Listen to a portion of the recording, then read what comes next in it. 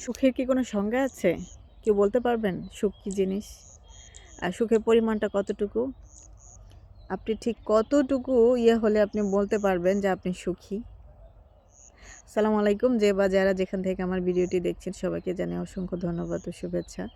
আশা করি সবাই ভালো আছেন। আমিও আলহামদুলিল্লাহ ভালো আছি।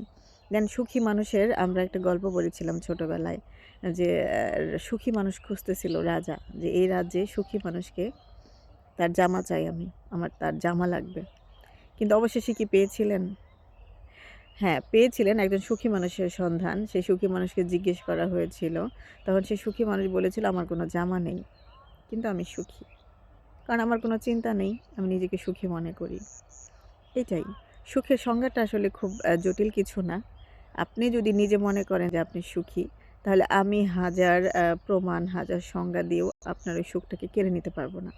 আর আপনি যদি অলওয়েজ হতাশা, দুশ্চিন্তায় সময় পার করেন আর যদি মনে করেন যে আমি তো সুখী না, আমি তো অনেক দুঃখী, আমার তো দুঃখের শেষ নেই। তখন আমি আপনাকে হাজার সংজ্ঞা, প্রমাণ বা হাজার কিছু দিয়েও আপনাকে সুখী করতে পারবো না, যদি আপনি না চান। এটা একান্তই আপনার বিষয়। কারণ সুখটা হচ্ছে একান্তই আপেক্ষিক বিষয়।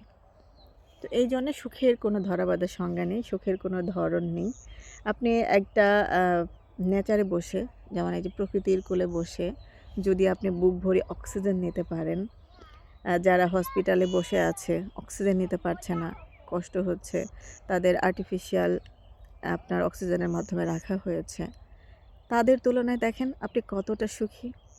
কারণ আপনি এরকম সবুজ প্রকৃতির মাঝে বসে, খোলা আকাশের নিচে বসে বুক ভরে অক্সিজেন নিতে পারছেন, আল্লাহর দেওয়া নিয়ামত নিতে পারছেন।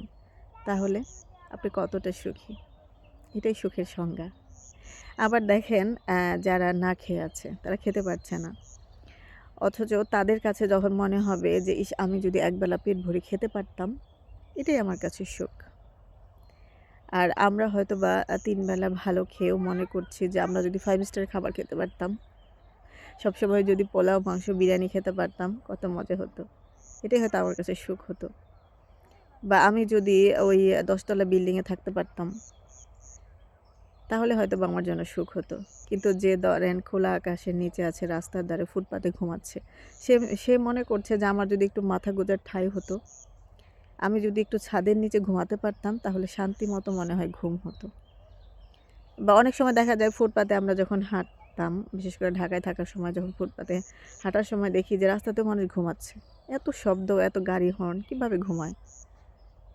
কত শান্তির ঘুম ঘুমায়। দেখেন তারা কতটা সুখী। তো এটাই আসলে সুখের কোনো সংজ্ঞা নেই, ধরা বাঁধা কোনো নিয়ম নেই। আপনি যদি মনে করেন সুখী, তাহলেই সুখী। তো ধন্যবাদ যারা ধৈর্য সহকারে পুরো ভিডিওটি দেখলেন। যদি ভালো লাগে লাইক, কমেন্ট, শেয়ার করে পাশে থাকবেন। আল্লাহ হাফেজ।